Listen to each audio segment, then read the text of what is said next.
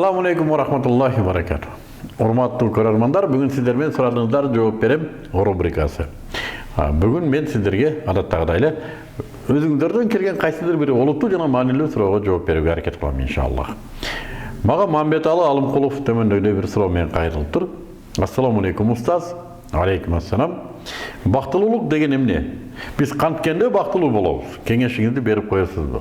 Рахмат, Аллах ыраазы болсун дейт Мамбеталы. Сизге Аллах ыраазы болсун. Чындыгында бактылуулук деген өтө олуттуу маселе. Муну чечүүбүз керек. Адам өз затында Аллах субханаху ва таала ушундай жараттыр. Бактылуулукка умтулуп жашаган макулук экен. Адам өмүр бою бактылуулук үчүн умтулуп жашайт экен.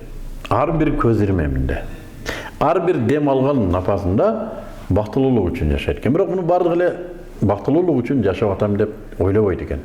Кээ бирлер балким мен азыр ушу муктаждыктарымды канааттандырып атам дейиши мүмкүн. Кээ бирлер кажеттерим, кээ бирлер ар кандай аташы мүмкүн. Бирок ушунун бардыгы бактылуулукка умтулуу экен. Жөн эле дем алганыңыздагы, эгер дем албасаңыз өлөсүз. Демек, дем алсаңыз бактылуусуз. Тамактангыңыз келди, курсагыңыз ачты. Тамактансаңыз, демек сиз бир ийгилик жараттыңыз, бир бактылуулукка жеттиңиз. Тамактанбасаңыз, сиз бактысыз.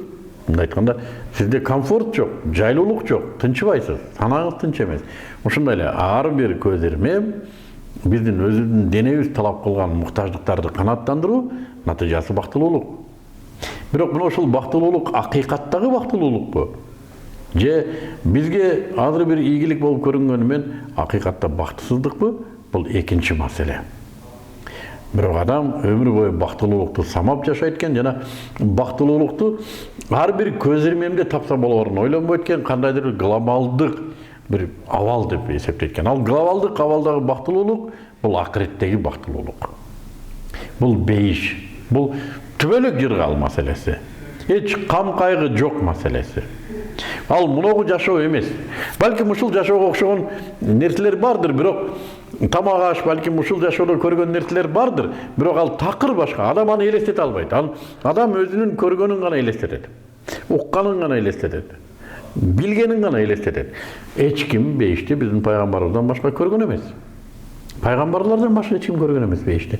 Ошондуктан биз алардын оозунан гана укканыбызга ыйман келтирип ишенебиз. А бул жашоонун бактылуулугу эмне? Бул жашоонун бактылуулугу Аллахты ыраазы кылуу. Чындыгында. Аллах эмнеге ыраазы болот? Кайсы пендесине ыраазы болот? Муну адам өмүр бою издеп жашай турган акыйкат. Аллахым мен эмне кылсам ыраазы болот? Мен муну ишти кылсам Аллахым ыраазы экен.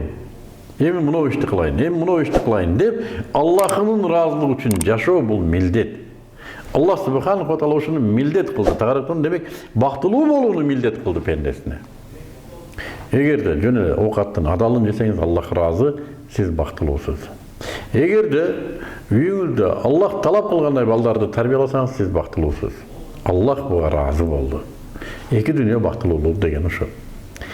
А негизи бактылуулук мындай бир прикладдык же турмуштук чыныгы кармап көрө турган сыпатта баалай турган болсок, бул бакубат жашоо.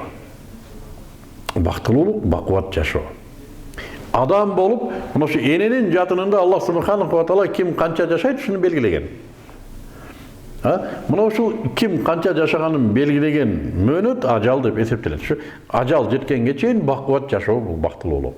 Бакубат жашоо эмне десе, акылың жайында, ден соолугуң чың, ыйманың бекем, жана каржың да күчтүү, акчаң да бар. Байсың. Мына ушул 4 нерсе төп келсе, сен бактылуусуң. Сенин бактылуулугуңдун көрсөткүчү ушул. Балким тагдыр буйруп сенин эсебиңден эмес, балким бир жазмыш болуп, ден соолук начар болсо, өзүң эмес, өзүң туура эмес тамактануудан же болсо арак ичип жүрүп же башка бир нерседен эмес. Чындыгында сен туура жашадың, бирок ден соолугуң болбоду. Бул Аллахтын сыноосу болду. Ал үчүн Аллах субханаху ва таала сага башка жакшылыгын берет. Өзүң турмуштун умтулдуң, турмушуң умтулууң менен акылыңды, денеңди, ыйманыңды жана каржыңды сак саламат жана бакубат кармаган болсоң, демек бул бактылуулук. Мен ушундай деп эсептейм. Жана ушул адамга Аллах субханаху ва таала ыраазы. Ушул адамга Аллах субханаху ва таала ыраазы, демек акыретте бактылуу. Ошондуктан Аллах субханаху ва таала мына жашоодогуларды бейиш ээлери деп атагандар бар. Алар мынау эле жашоодо бейишке чыгаруу жөнүндө белгилүү болгон адамдар.